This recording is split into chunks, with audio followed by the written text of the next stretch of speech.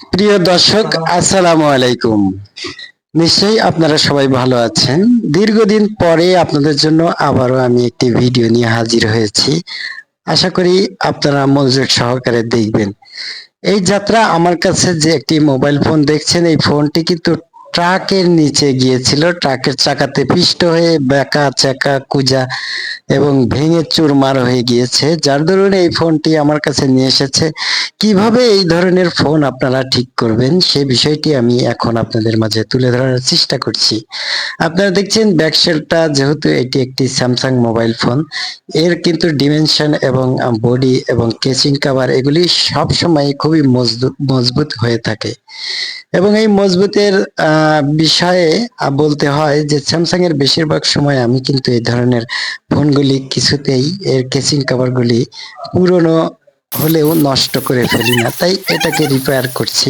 তো আপনারা কিভাবে একটি ভাঙাচোরা মোবাইল ফোন সুন্দরভাবে মেরামত করবেন সে বিষয়টি এই ভিডিওতে তুলে ধরা হয়েছে। আপনারা দেখছেন আমি ব্যাক কভারটি খুব সুন্দরভাবে হিট দিয়ে চারপাশে গ্রাইন্ডিং করে সুন্দর করে আবার প্রতিস্থাপন করেছি ব্যাক শেল্ডে। তো এখন দ্বিতীয় ধাপে আমাদের কাজ করতে হবে এই ফোনটির যে ডিমেনশনটা অ্যালয় দ্বারা গঠিত। এই অ্যালয় কিন্তু সহজে বাঁকা হয় না, আর বাঁকা হলে কোনো সময় সোজা করা যায় না।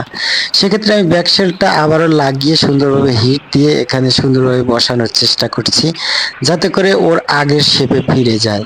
আপনারা দেখছেন সুন্দরভাবে শেপে ফিরে গিয়েছে। সেই সাথে যেখানে এবড়ো থেবড়ো আছে সেখানে আমি এখানে ব্রাশ গ্রাইন্ডিং করে দিচ্ছি, যাতে করে একটি ঝলক সৌন্দর্য বজায় থাকে। আপনারা দেখছেন যে আমি ধীরে ধীরে ঘষতে ঘষতে যদিও ভিডিওটা একটি স্পিড করে দিয়েছি, কেননা আপনারা যাতে তাড়াতাড়ি ভিডিওটা দেখতে পারেন। যদিও আমার কাজটি করতে 40 মিনিট সময় লেগেছে, কিন্তু পুরো কাজটা কিন্তু আমি আপনাদের মাত্র 10 মিনিট কি 8 মিনিট সময়ের মধ্যে দেখানোর চেষ্টা করছি। এখন এ যাত্রা আমি আবার ডিমেনশনটা থেকে ব্যাকশেল খুলে নিচ্ছি, কেননা এই ব্যাকশেলটা আদৌ খোলা যাবে কিনা পরবর্তী স্টেপে সে বিষয়টি আমি দেখছি।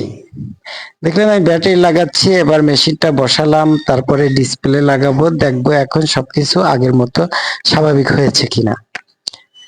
দেখছেন এটি নতুন একটা এলসিডি আমি প্রতিস্থাপন করছি। এলসিডিটা ভেঙে চুরে চুরমার হয়ে গিয়েছিল টেবিলের উপরে, দেখছেন ওই এলসিডিটা খুবই ভেঙে গিয়েছিল, যার কারণে আমি নতুন একটি এলসিডি দিয়ে দিয়েছি।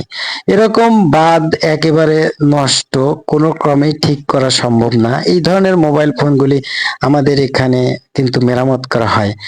আমি ইবাদত সরকার, সিরাজ প্লাজা ৩য় তলায় শাহজাদপুরে মোবাইল সার্ভিসিং করে থাকি। যারা মনে করছেন যে আসলে আপনাদের ফোনগুলি আর কোনোদিনই ঠিক হবে না, তাদের উদ্দেশ্যে বলছি অবশ্যই আমাদের এখানে আসলে আপনাদের মোবাইলটি আবার পুনরায় জীবন ফিরে পেতে পারে। আর ফেলে না দিয়ে অবশ্যই আমাদের সাথে যোগাযোগ করুন এবং আমাদের সাজেশন নিন, যাতে করে আপনাদের জন্য আমরা কাজ করতে পারি। দেখছেন আমি এবারে গ্যান্ডিং করছি, ডিমেনশনের এক পাশ ভেঙে গিয়ে উঠে পড়েছে, কেননা একটি ট্রাকের ওজন কিন্তু একেবারেই কম নয়। যদিও একটি ছোটখাটো ট্রাক, তারপরেও কিন্তু ও মোটামুটি ভালো শক্তিশালী আঘাত কিন্তু এই ফোনটিতে করেছে। মেশিনের অবস্থা আমি অ্যানালাইসিস করেছিলাম, মেশিনের অবস্থা খুবই ভালো, যার দরুন আমি কিন্তু মেশিনটাতে কোনো ধরনের কাজ করিনি। ফোনটি সম্পূর্ণরূপে বাঁকা হয়ে গিয়েছিল, সোজা করে নিয়েছি। ডিমেনশনটা টাল হয়ে গিয়েছিল, সোজা করে নিয়েছি। এক্ষেত্রে ডিমেনশন টাল সারতে আমি কিছু হিটের ব্যবহার করেছি এবং প্রেসারের ব্যবহার করেছি। যার ডিমেনশনের যাত্রা ভিতরে ক্ষয়ে গিয়েছিল এবং ভেঙে গিয়েছিল, সকল কিছু আমি মোটামুটি ঠিক করে নিয়েছি, কিন্তু এই পাশটাতে খুব সহজে উঠে আসছে বিধায় আমি আবারও এখানে কাজ করার চেষ্টা করছি। এখানে সম্পূর্ণরূপে ভেঙে নিচের দিকে একটি চির চলে গিয়েছে, তার মানে এটাকে আমাকে ঠিক করতেই হবে, না হলে কোনো ক্রমেই এলসিডি ভালো থাকবে না।